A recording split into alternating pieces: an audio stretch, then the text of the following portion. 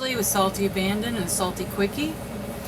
I wanted to do an update on my last video. Got a lot of strong comments. I made some notes so I would stay on track. After the last Salty Quickie number 145 regarding the engine being a goner, the guy went back to his office and I guess reported what he had found, and the boss sent him back out here. He called me and sending him out there to do a scope. I think he said a scope into the pistons or something.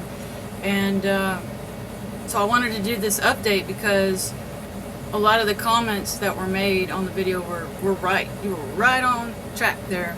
So so he pulled the two fuel injectors and he showed them to me, and he said one was wet and one was dry. And they were not blown off. Apparently that means something. The ends were not blown off. And they thought that one of them was stuck open. So, you know, he pulled the oil stick and had me smell it, and it smelled like diesel. So there was diesel in the oil. So this is all good news, by the way. Let's just start with that. Okay, he checked the compression, and the compression was good. Jerry, a boat resident here at the Marina, was standing there, and he was listening and commenting and sharing some experiences. He was a engineer on a barge pusher for like 35 years. Like, they would push 40 barges. So this guy knows his stuff. He heard the compression and said they both sounded good. So, because my brother had said, are they equal? And I was like, oh, I don't know if they were equal. So I asked Jerry today, and he said, yeah, it sounded good. And to him, the compression sounded so good that it didn't sound like there was a whole lot of hours on this engine.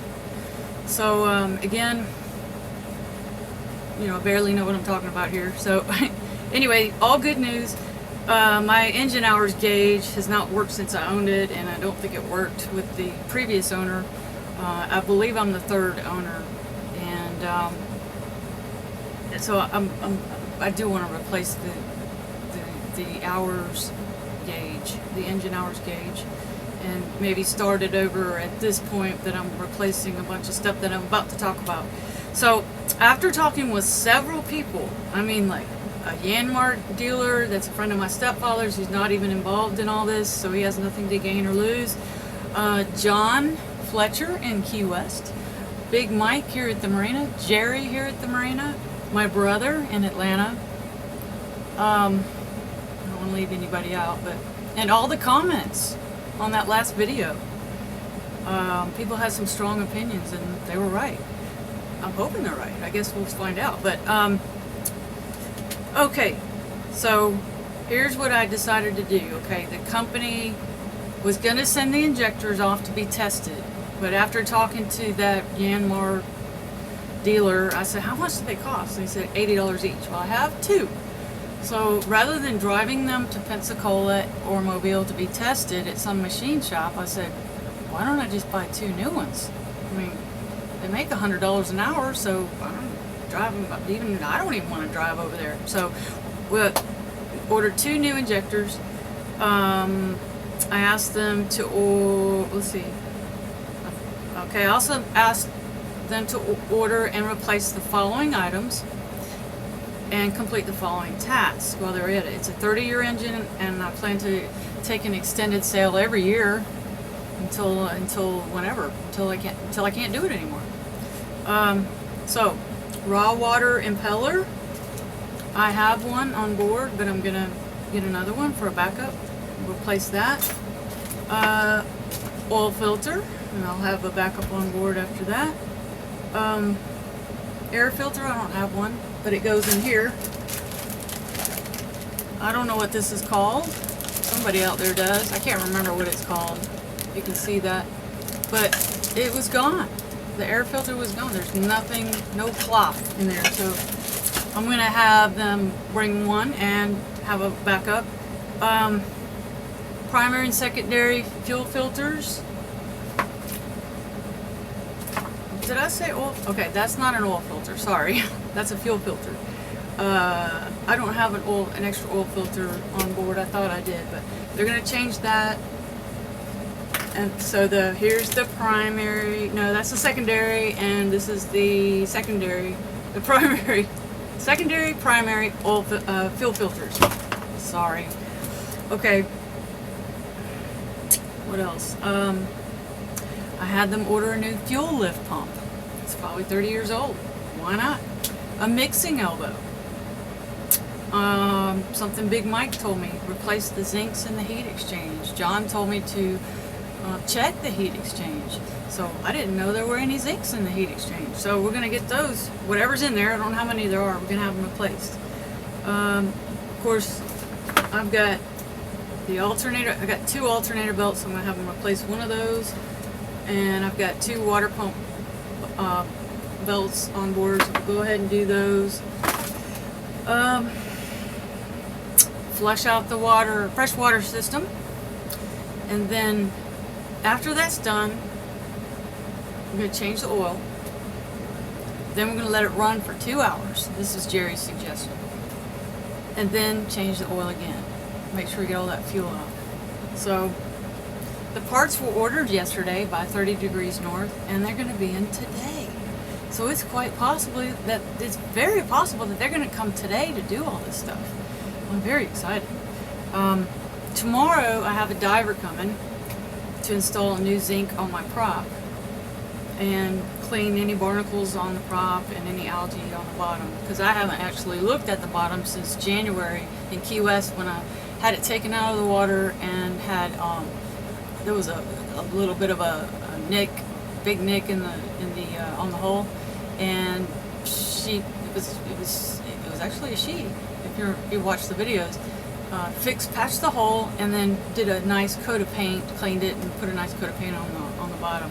So that diver's coming tomorrow, and that's it. But I also wanted to give a shout out to Seatow. I'm sure most of you already know this, but the $189, I think it's $189 a year to pay to Seatow, has been very worth it to me. I mean, that tow from Destin, 5 miles southeast of Destin, back to my Marina here in Orange Beach was 10 hours, and I paid nothing. It would have been thousands. I mean, I heard that someone 5 miles off south of Gulf Shores got towed in for like $2,000. So you can imagine. And plus they charge you from where they leave in Destin and come out in the Gulf to get you, whatever the 5 hours or whatever it is, 5 miles, whatever it is. So that 10-hour tow was no charge. So I also have Towboat US, and if you've been following my videos, you know that I got stuck on a sandbar at Captiva Pass because I was not following the new markers, and I was trying to go in, follow my tracks that I had before. I won't make that mistake anymore again. But they're not all equal everywhere. So I love Seatow up here. Down there they said we'll be there in 3 hours. Well, I was getting rocked back and forth by the wind and the waves, and there was rain, and I was so worried about my bottom of my boat. So I was like, well, I can't wait 3 hours. So I called Towboat US, which I had a partial membership, like the kind you get when you sign up for that membership at West Marine, like $24 a year or something. Well, excuse me.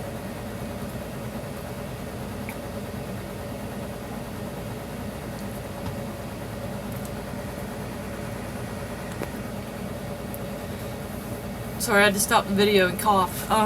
So I had that $24 membership that you get when you sign up for the gold membership or whatever at West Marine. And so the guy showed up and he pulled me off the sandbar, and I said, can you please just guide me into South Seas Marina, because I don't trust what my chart plotter's saying, because it wasn't right. And Irma had come through there a month or so before, Hurricane Irma, so I guess some things changed. So I couldn't trust anything that I was looking at, so I said, can you please guide me in? He goes, it's gonna be expensive. And I said, I don't care. I was thinking a couple $100s or something, but so he guided me in. I was going over parts that said it was like 3 feet, and it was like 17 feet, so I was so thankful that he guided me right into South Seas Marina. And then the bill was like something like $950. just to go from, I think he was allowed with my membership just to pull me off the sandbar. I didn't have a full membership, but just to guide me in. I couldn't have been a mile or anything. So it was additional money. So what I did was I upgraded my membership, and I did a video at the time. So now I have 2, Towboat US and Seatow. And if anybody's going to be doing any traveling, I highly recommend that. Now I ended up getting $750 back from my boat insurance, because that's how much coverage I have for towing a year. So it wasn't that bad at in the end of all of that. So anyway, that's where I am. So we're looking at going next week, and John Fletcher is very helpful and with watching the weather for me, because he's a pilot and he's a sailor. So he looks at the stuff I look at. I look at passageweather.com. He looks at that, and he also looks at radars or information. I don't know what they have for pilots, the different airports around here. So I've never known him to be wrong when I usually look at the weather and then say, hey, that looks good, and I run it past him. And but he's so helpful with that. And but I have a lot of people that I run things past, like Captain Vinny, Captain Ralph, and those are the main folks there with as far as weather and everything, really. But a lot of people have been, I can't even mention them all. There's so many helpful people. I love the boat community. They're all so helpful, and all of you guys that comment, that really helps me.